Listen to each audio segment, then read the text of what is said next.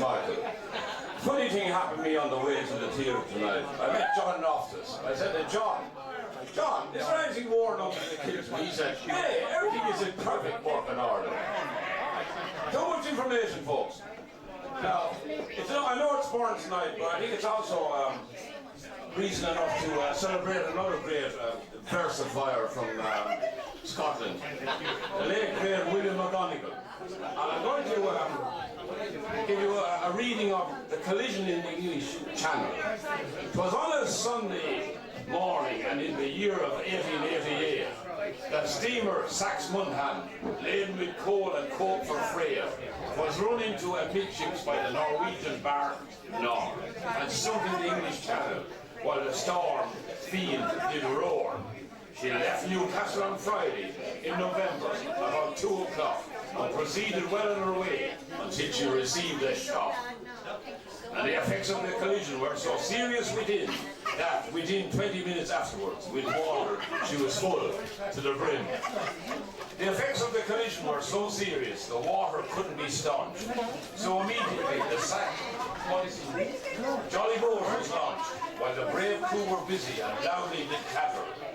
Because at this time, the stem of the steamer was under water. Then the bold crew launched the lifeboat without dismay, while their hearts did throb, but not a word did they say.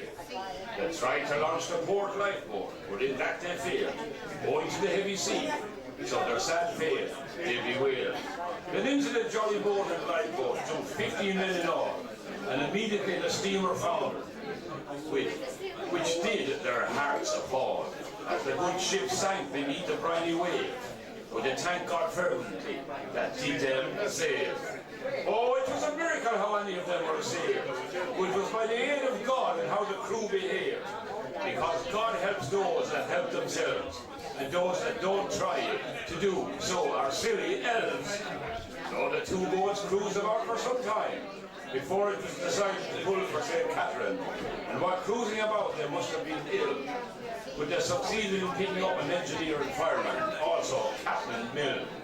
And at daybreak on Sunday morning, the men in the lifeboat were picked up by the schooner Waterboard as towards Ireland floor and landed at Weymouth and made all right by the authorities who felt for them in their sad plight.